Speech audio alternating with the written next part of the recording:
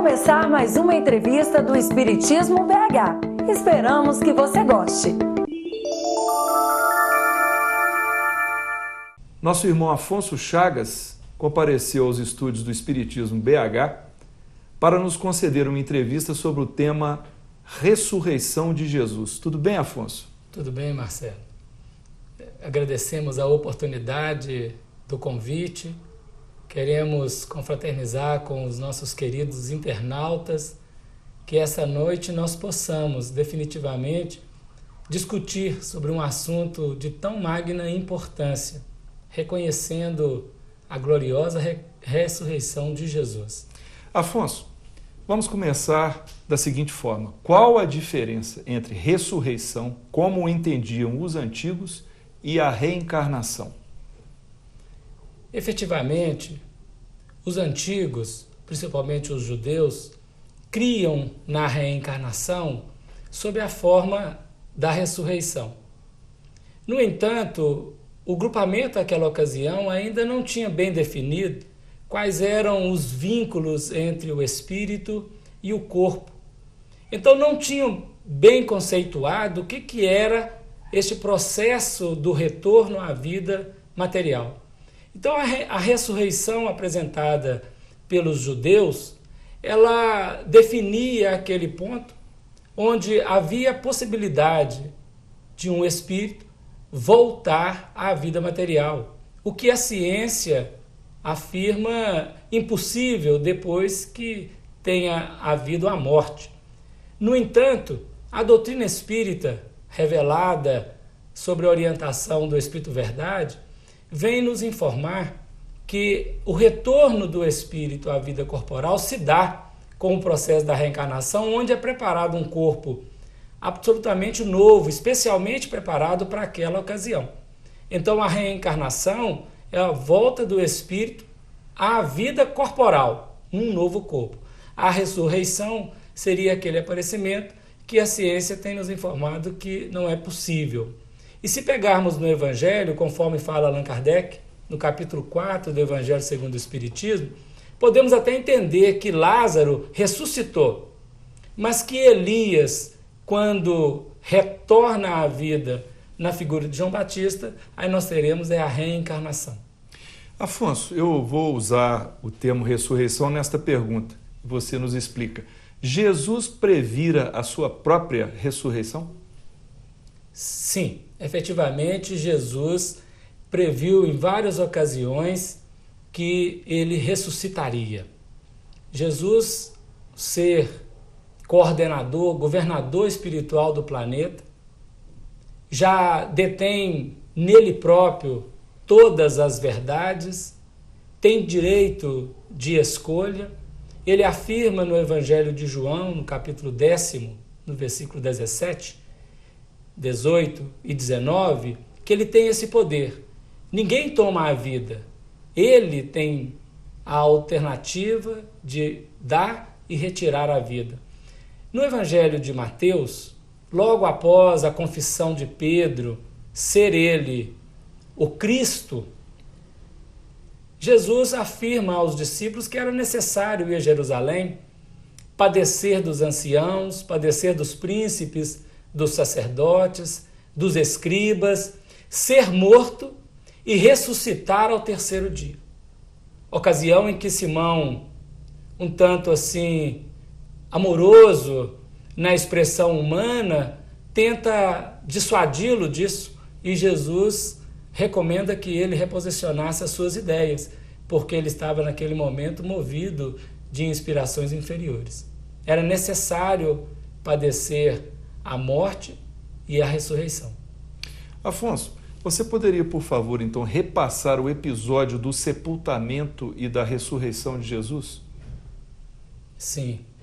Nós vemos a narrativa do Evangelho, concordes no Evangelho de Mateus, de Marcos e de Lucas, que Jesus expira a hora nona, que corresponde ao nosso horário, às 15 horas.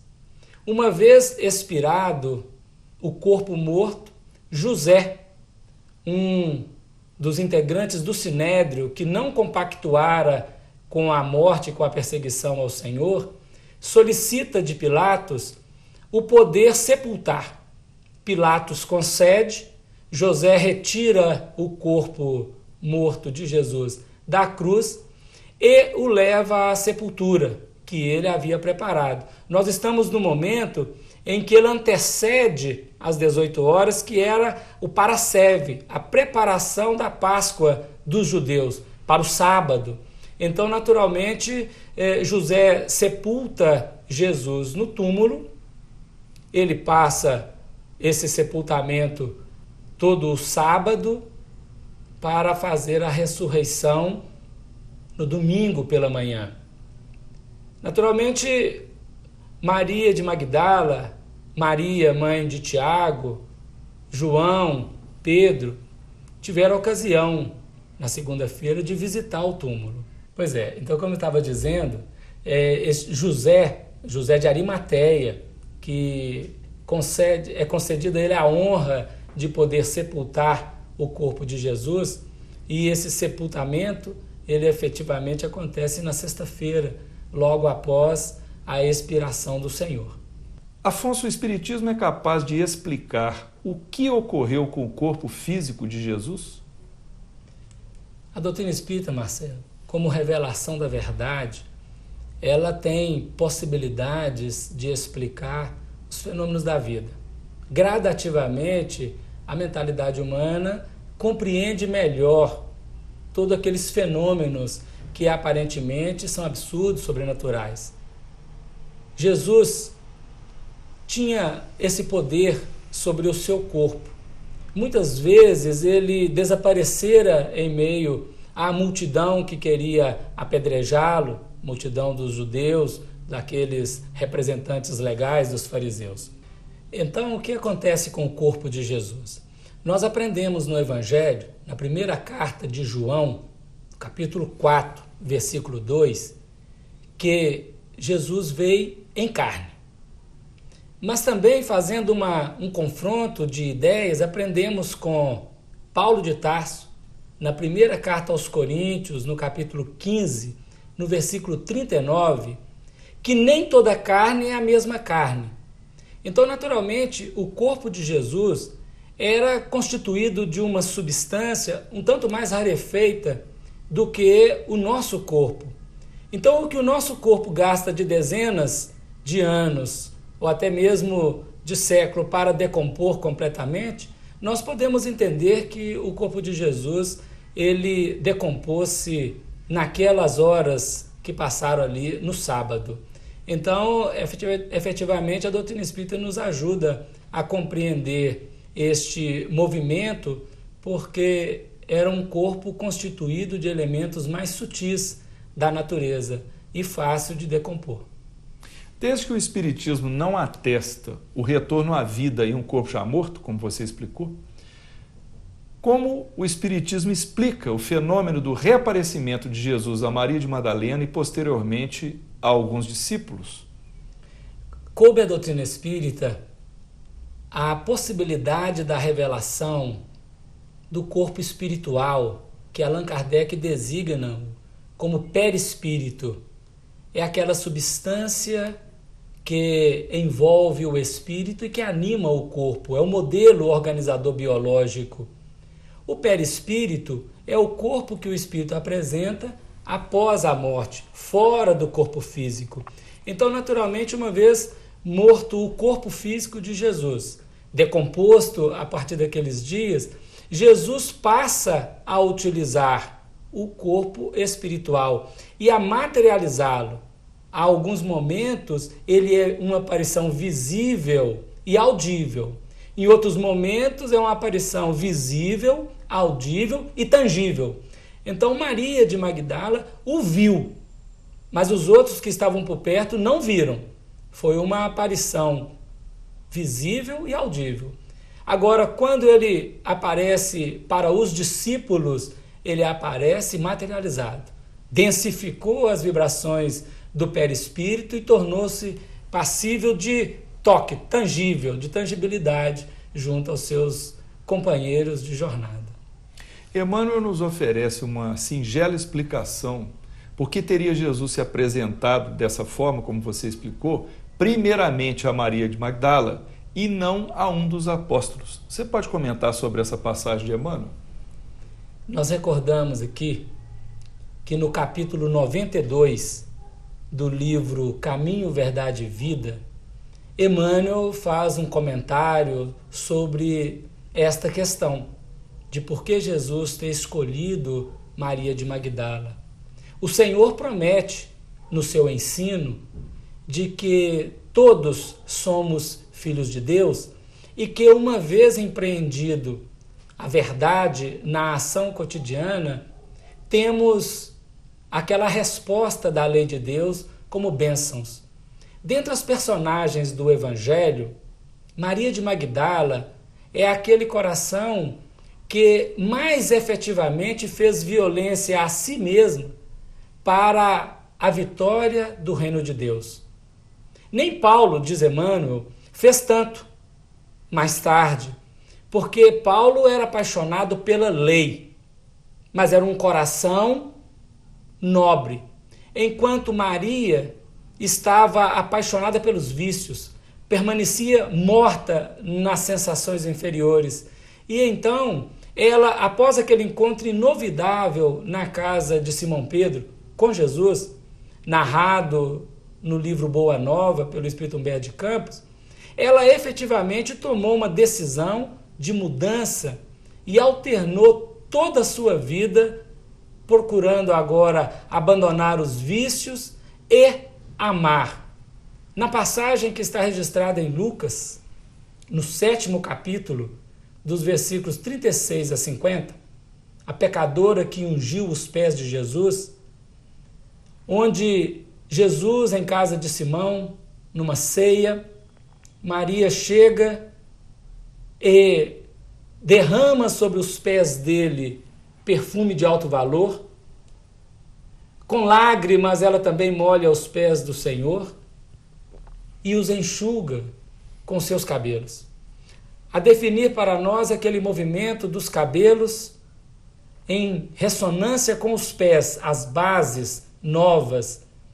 E enquanto ela fazia assim, o anfitrião repreendia em pensamento, porque ela era uma mulher considerada pecadora. Mas Jesus, em defesa de Maria, ele posiciona que ela muito amou. E aquele que muito ama tem os muitos pecados perdoados. E o muito amor de Maria fez com que verdadeiramente Jesus escolhesse a ela para a sublime revelação da ressurreição. Maria, pelo empreendimento do amor, pela dedicação, pela escolha saudável da vontade de Deus na vida dela e daqueles que estavam com ela, mereceu esta honra. Então nós acreditamos que o amor é realmente aquele componente de resgate para quaisquer consciências que permanecem enleadas na queda. Todos estamos convictos de que Jesus é a verdade e veio revelar para nós o amor. E amando, nós estaremos em relação constante com Ele. E a gente percebe, por sua explicação, o reconhecimento de Jesus a grande dificuldade que é vencer os próprios vícios, não é isso? Efetivamente, superar os vícios é daquelas questões mais complexas, porque todos nós encarnamos com uma função precípua, que é a do autoconhecimento. Mas muitas vezes, nos sofismas das paixões, nós nos permanecemos ainda muito vinculados aos vícios, aos erros, às inconsequências, à concupiscência, como diz o apóstolo Tiago. Então, naturalmente, é preciso uma decisão interior e fazer o uso da vontade, aquela gerente esclarecida e vigilante que governa todos os setores da ação mental, da vida mental, como diz Emmanuel no livro Pensamento e Vida, a definir para nós que o esforço constante, ele será aquele ponto capaz de fazer a nossa renovação. E Allan Kardec, ele tem a ocasião de questionar no Livro dos Espíritos, na questão 909, se pode o homem, pelos seus esforços, domar as inclinações más. Ao que os Espíritos respondem que sim, desde que faça esforços muito insignificantes. E vão explicar que o que nos falta, ou que falta ao homem às vezes, é a vontade. Justamente por não fazer uso desta vontade, nós não superamos as dificuldades.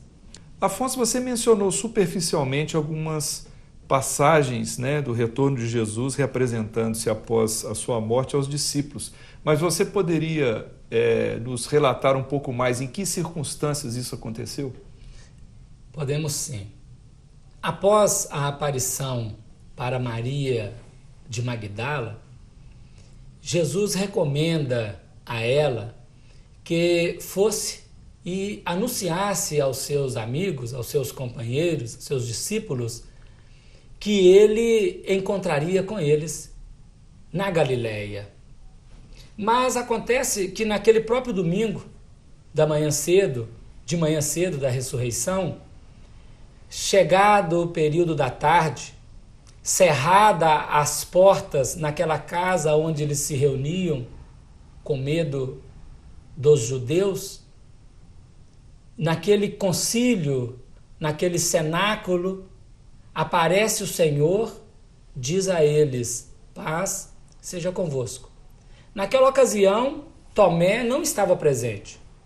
Os discípulos puderam então confirmar efetivamente a ressurreição do Senhor, naquele momento de aparição.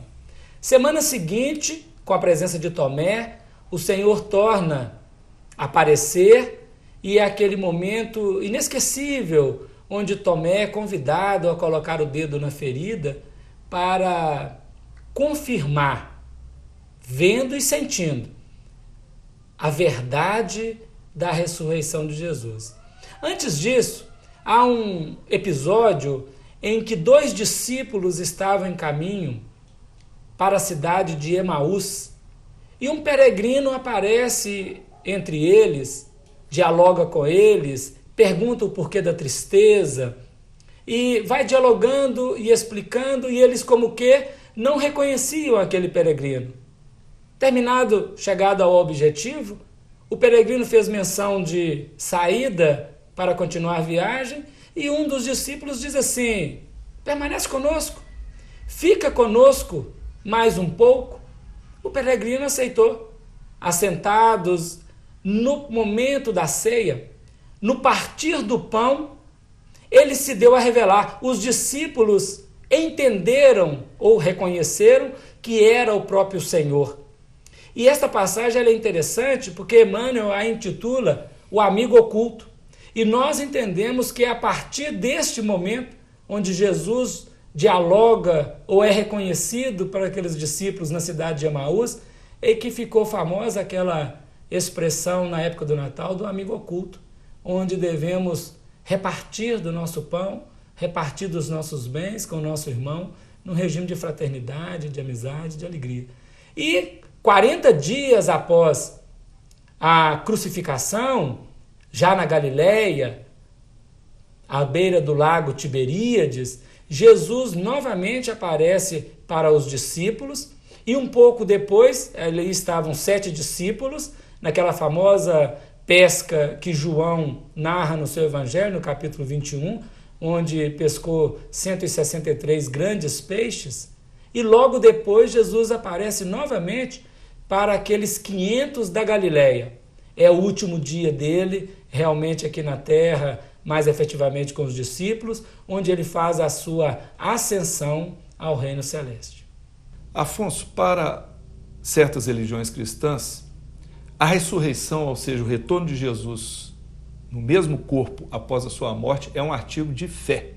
O fato de o Espiritismo não aceitar essa hipótese e explicar de outra forma faz com que o Espiritismo deixe de ser uma religião cristã? De maneira nenhuma, Marcelo.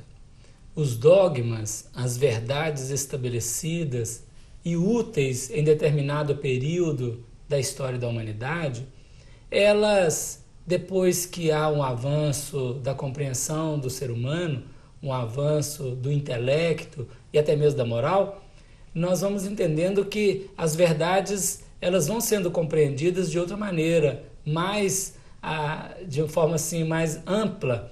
Então, a doutrina espírita, que surge na Terra como uma promessa que o próprio Senhor Jesus fez aos discípulos, quando no Evangelho de João, no capítulo 14, ele define que enviaria o outro Consolador para que fizesse recordar de tudo que ele tinha dito, relembrar de tudo que ele tinha dito e ensinar todas as coisas.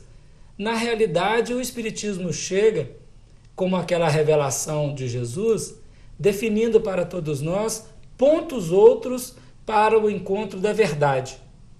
Então, o perispírito não era conhecido como a doutrina espírita informa pelos hebreus antigos. Eles tinham algumas informações, mas não sabiam o mecanismo de funcionamento, não conheciam a tangibilidade que o perispírito pode levar a efeito.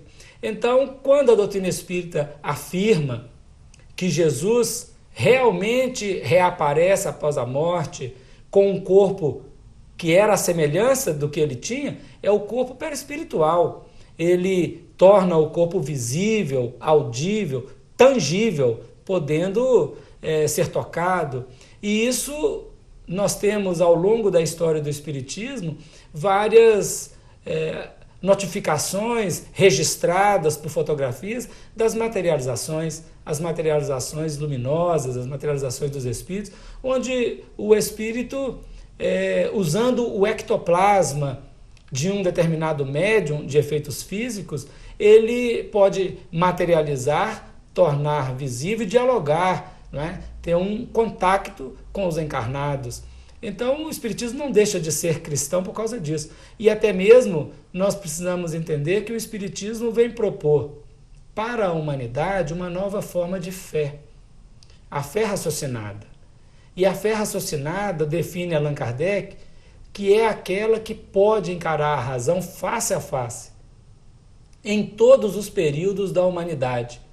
Então, nós, ao longo do tempo, nós transitamos pela fé de várias maneiras. Nós tivemos, primeiramente, uma fé muito emotiva, muito impulsiva, muito reativa a um fenômeno da natureza. Caiu um trovão, tinha um raio, um trovão, o ser humano constituía um Deus. Tinha a chuva, constituiu outro Deus.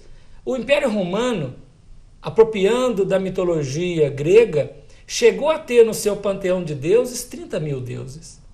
Um pouco mais à frente, nós encontramos aquela fé no sentido dogmático, a fé proferida como uma verdade absoluta que não permite um questionamento. E adentramos agora num período novo, um período onde a fé ela faz-nos questionar o fenômeno, faz com que haja o movimento da razão, da lógica, do bom senso, na compreensão daquele fenômeno, na compreensão daquela cena. E ainda podemos dizer que futuramente nós mobilizaremos uma fé que podemos chamá-la fidelitas, fidelidade, aquela entrega absoluta que a criatura faz ao Criador. E como temos como referência na carta de Paulo aos Hebreus, no capítulo 11, quando ele cita Abraão, que entrega absolutamente a sua vida à vontade de Deus. Afonso, para a gente encerrar, aproveitando essa sua abordagem, comenta um pouco a respeito da aliança da ciência com a religião, como propôs Kardec no primeiro capítulo de O Evangelho segundo o Espiritismo. O primeiro capítulo do Evangelho segundo o Espiritismo e a introdução do livro A Gênese, caráter da revelação espírita, Allan Kardec vai posicionar para todos nós, os aprendizes em evolução no planeta Terra e em escala de outros mundos, que nós estamos num momento singular, onde o ser humano ou o espírito humano, neste processo evolutivo, está aprendendo a utilizar as duas asas, a asa da ciência e a asa do amor, a asa da fé e a asa da sabedoria, fazendo então aquele equilíbrio do ângulo de 90 graus, onde a horizontal do amor e a horizontal da razão e a vertical do amor possam, combinadas, favorecer o entendimento, a compreensão de todos os fenômenos. Por isso, no século XIX, o Espiritismo surge após o desenvolvimento de todas as outras ciências, porque, naturalmente, a partir do momento em que as ciências estavam estabelecidas na Terra, o Espiritismo podia fazer as suas afirmações, porque a ciência iria corroborar. E Allan Kardec vai mais, e ele diz que se algum dia a ciência afirmasse alguma coisa que estivesse frontalmente contra o Espiritismo, nós deveríamos largar o Espiritismo e seguir a ciência. Acontece que até agora a ciência só fez corroborar os princípios espíritas. Então a doutrina espírita, ela está sustentada num triângulo de forças. Uma filosofia que indaga o porquê das coisas. A ciência que explica o como funcionam todas as coisas. E uma conclusão moral, uma religião que dá o sentido da vida, explica o para quê de cada fenômeno da vida. Então a doutrina espírita, ela está sustentada nesse triângulo de forças. Ela não é só religião, não é só filosofia, não é ciência. É uma aliança de filosofia, ciência e religião. Isto é explicado por Emmanuel no livro O Consolador. Bom, nós agradecemos de coração a presença amiga do Afonso Chagas e passamos para você a palavra para sua despedida, Afonso. Marcelo, eu quero agradecer a oportunidade que a vida nos concede, você nos convidando para este momento, agradecer aos queridos amigos internautas que vão ouvir e assistir estes breves comentários, singelos comentários, que possa servir de instrumento de uma reflexão mais profunda, nós possamos cada dia compreender melhor a mensagem de Jesus. O Evangelho constitui para nós um tesouro ainda não alcançado na sua plenitude. O Evangelho constitui aquele ponto de referência da vida de Jesus, o nosso Mestre, o nosso Senhor. Então nós queremos, nessas palavras finais, agradecidos pela oportunidade, concitar a todos os corações. Unamos os esforços no entendimento da Boa Nova, no entendimento da mensagem de nosso Senhor e Mestre Jesus Cristo. E que possamos, a partir daí, compreendendo, melhor servir diante da vida. Muito obrigado pela oportunidade e muita paz a todos. Ok, muita paz. Então, o que achou desta entrevista? Dê a sua opinião acessando o Fale Conosco. Até breve!